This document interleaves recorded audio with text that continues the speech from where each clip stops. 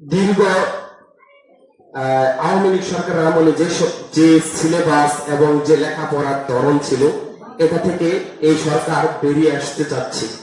এমনকি তোমাদের যে বর্তমানে জিপিএ যে দেওয়া আছে 3 পয়েন্ট, 4 পয়েন্ট, 5 পয়েন্ট, এই সমস্ত জিনিস বাদ দেওয়ার পরিকল্পনা করতেছে। আগে 1000 নম্বরের পরীক্ষা হইতো, এখানে কে কত বেশি পাইতো এইটা কাউন্ট করা হইতো, ঠিক আছে?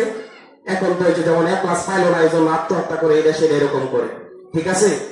বুঝাচ্ছে সরকার যে তোমাদের সামনে অবশ্যই পড়াশোনা করতে হবে, পড়াশোনার বিকল্প নাই। ফ্রি ফায়ার খেলবা, পাবজি খেলবা, অবস্থা খুব কাহিনী হবে, ঠিক আছে?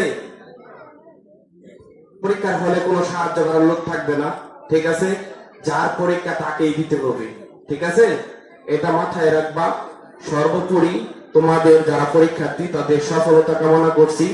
তোমরা যেন সুন্দরভাবে সুস্থভাবে পরীক্ষাগুলি শেষ করে তোমাদের কাঙ্ক্ষিত যে লক্ষ্য এবং তোমাদের যে জীবনের চূড়া, সেই চূড়ায় তোমরা উন্নতি হতে পারো এবং আশীর্বাদ হতে পারো, সেই কামনা ব্যক্ত করছি।